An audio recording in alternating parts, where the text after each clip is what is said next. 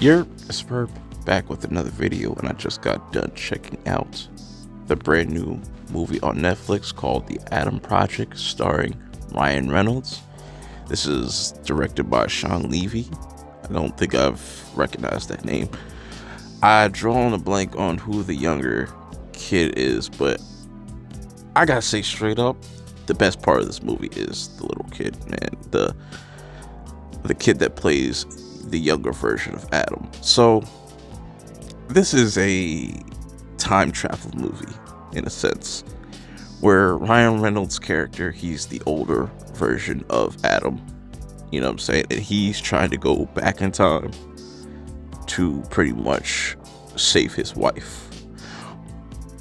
Sounds pretty generic, and yes, it is very generic. This is a very generic type of movie. There's things that work for me, there's things that don't work. I like the setup of this. We get introduced to the young Adam, and just he's pretty much doing his best impression of a young Ryan Reynolds.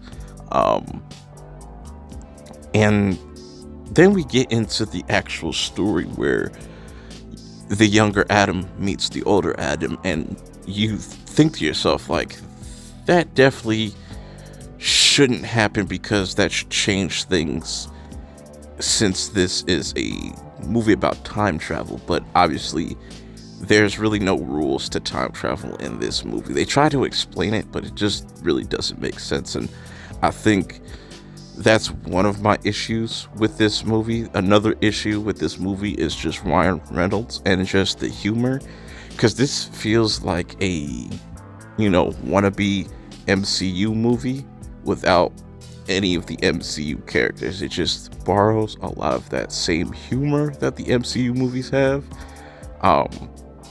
There are some really dope themes though, like between young Adam and old Adam, or future Adam I should say, and them learning from one another, and future Adam pretty much letting younger Adam, like, this is what's gonna happen, you know what I'm saying? And I like that aspect of those two kind of just learning from one another. But like I said, I feel like this movie loses itself halfway through, where it becomes about one thing and then it completely does like a 180. It turns into a completely different movie. And I wish they would have kind of just stuck with that. I'm not going to spoil the ending for anybody that hasn't seen this, but if you've seen it, you probably know what I'm talking about. The villain is so weak in this. It's so forgettable, so generic. It's just like, man, that third act was just abysmal.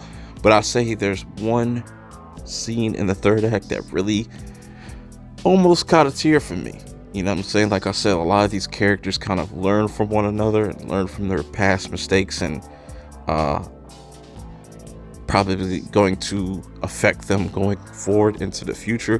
Like the whole time travel aspect of this doesn't really make too much of sense. And you also have Mark Ruffalo in this, and he pretty much plays Professor Banner in this. He's pretty much Bruce Banner in this. The action was really dope, really solid, until you get to the third act. The third act kind of just becomes really messy. And like I said, like, a lot of things could have been fleshed out better. It seems like they had two ideas for a movie and put them into one, and it just didn't really work for me. But I definitely think that this is going to be a good family movie for people to watch over the weekend with their families and stuff like that. Just for me, watching this, I probably wouldn't watch this again unless I was watching it with my nephew or with my family or something like that. But it had potential. I just think there's certain things that just didn't work for me. Overall, I wouldn't consider this to be a terrible or even a bad movie.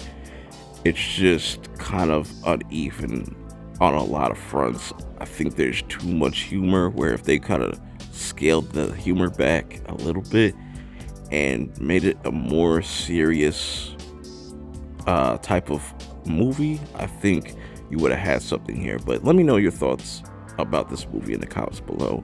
Till next time, I'll see y'all in the next video. Peace.